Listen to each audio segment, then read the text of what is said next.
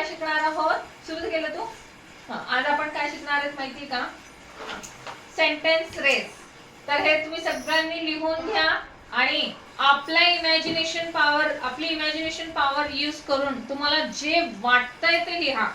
नंतर मग मी तुमच्या वह्या चेक करेल आणि बघेल की कुणी कुणी काय काय लिहिलेलं आहे आणि कुणी काय काय मिस्टेक केलेला आहे. कारण की आपण जेव्हा स्वतःहून विचार करून स्वतः लिहितो ना आणि त्यातनं काही चुका निघाल्या, टीचरने आपल्याला चुका सांगितल्या की आपल्याला आपल्या चुकीपासून शिकायला मिळतं. आणि मी जर का रेडीमेड तुम्हाला इथे आन्सर लिहून दिले तर तुम्ही तसं कॉपी पेस्ट कराल, त्याला महत्व नाहीये है ना. तर तुम्ही हे फक्त असं लिहा आणि नंतर त्याच्यामध्ये तुमच्या इमॅजिनेशन पॉवरने तुम्हाला काय काय आवडतं ते तुम्ही इथे लिहू शकता. तुमच्या मित्राला काय आवडतं, मैत्रिणीला काय आवडतं ते इथे तुम्ही लिहू शकता.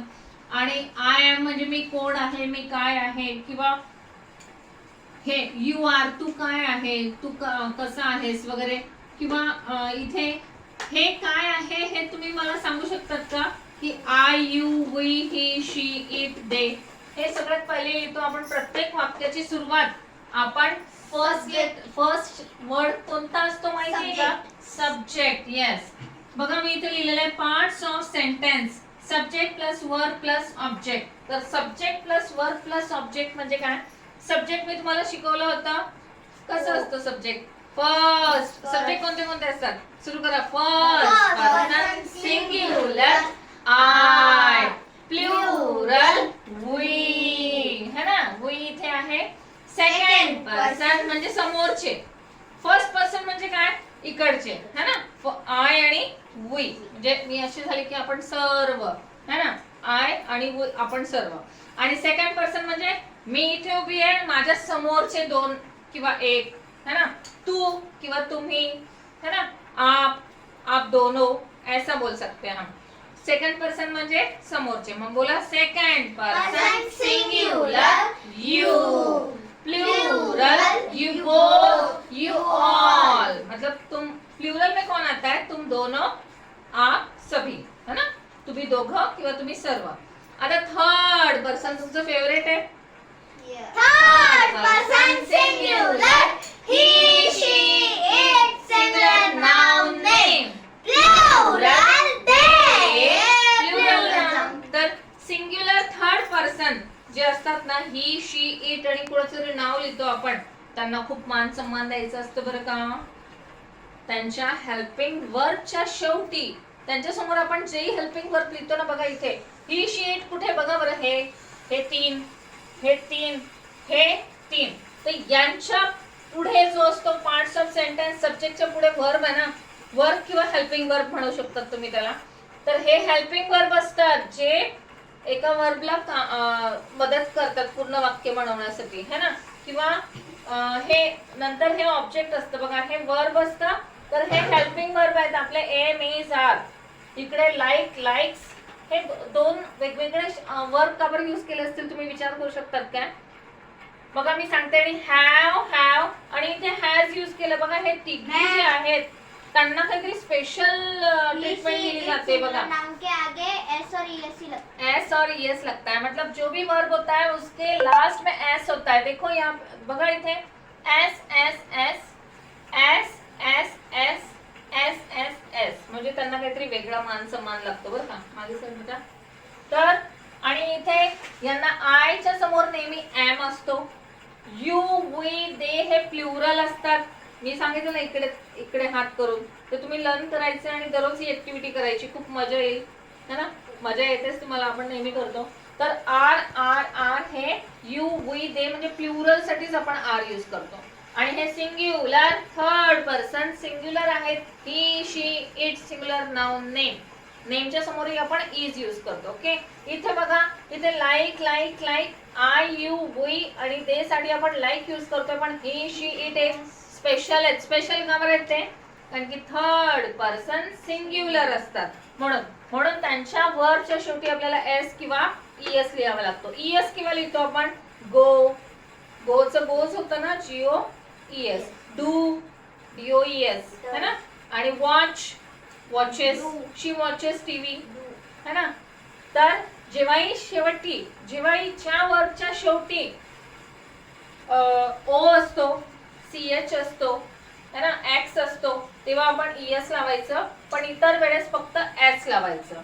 ओके, मी परत सांगते, ज्या वर्बच्या शेवटी O असतो, CH असतो, X असतो, SH असतो, माय मदर वॉशेस युटेन्सिल्स, म्हणजे माझी मम्मी भांडे घासते घरी, है ना, दररोज वेळेवर भांडे घासते, रात्रीचे रात्री, है ना, माझ्यासारखं. तर माय मदर वॉशेस युटेन्सिल्स, तर शेवटी S आहे ना, SH आहे ना, वॉश, SH, म्हणून ES होणार. माय मदर, डोसे कोणाला आवडतात?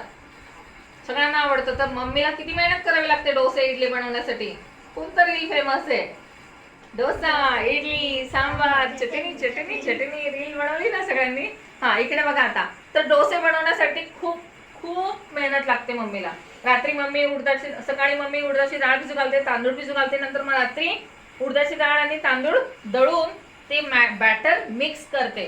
तर मला जर का म्हणायचं की माय मदर, माझी मम्मी बॅटर मिक्स करते, तर आपण कसं म्हणणार? My mother mixes the batter of dosa and idli, है ना. तर मिक्सेस, एक्स आहे ना शेवटी, म्हणून ES लागला. ओके, तर हे तुम्हाला जास्त डीप मध्ये होतंय, पण हे शिकणंच खूप जरुरी असतं.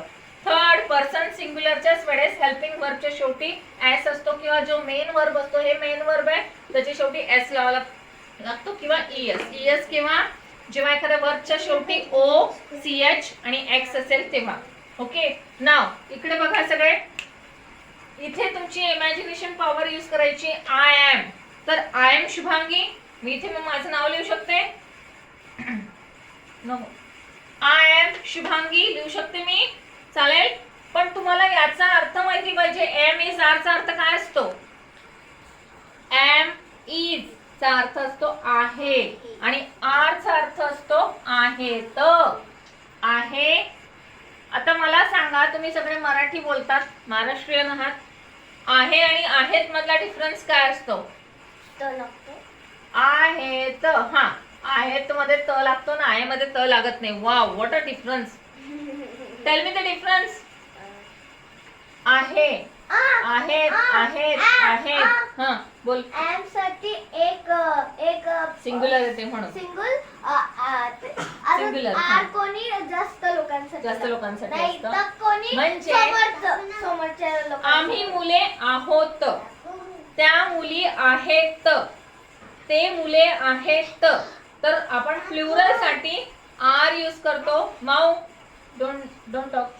आणि सिंग्युलर जेव्हा म्हणजे आहे, एम आणि इज चा अर्थ असतो आहे. तर मी एक मुलगी आहे, कसं म्हणाल इंग्लिश मध्ये? I am a girl. I am a girl. You are a boy. You are a boy. Atharva, you are a boy ना? You are a boy. You are boys. You are boys. You are a boy. See, निर्मयी, let me clear your doubt. You singular साठी सुद्धा use करतात आणि plural साठी सुद्धा use करतात. तर you are a boy, you are the boys, both are valid. Okay, Nirmayi, got it? Yes. You are a boy, you are children, you are students, you are the students of केंद्रीय विद्यालय, है ना? Okay. नंतर ही is अ, ही मी असं लिहू का रे? ही is a girl, चालेल? नाही चालणार. ही किस लिए यूज करते हैं? Boy के लिए. बॉय के लिए. और शी इज अ बॉय लिखा तो चलेगा? No. नहीं, हम She तो उल्टा girl कर के रहे लिए हैं. लगता है. युवानी, He man के व्हाट लिए एम आई करते asking? He is a girl कभी नहीं लिख सकते. गर्ल के लिए ही नहीं यूज करते हम. ही किस लिए यूज करते हैं? कोणासाठी यूज करतो आपण? एखाद्या बॉय साठी, एखाद्या मॅन साठी, एखाद्या मेल, MALE मेल साठी ना. आणि फिमेल साठी काय यूज करतो? शी, है ना. तर ही is a boy. He is a teacher भी बोल सकते, ही इज अ प्लेयर भी बोल सकते, बोलू शकतो ना. Okay, she is a girl. Okay, now it. It कोणासाठी यूज करतात आपण?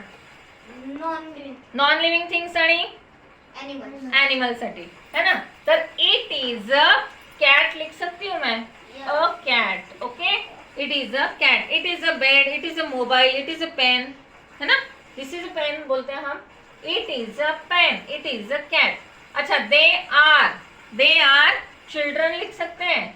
Students. They are student, they are children. Okay, now come here. I like तर आय लाईकचे ऑप्शन काय काय असतात पुढे? मला डान्स करायला खूप आवडतं. I like to dance.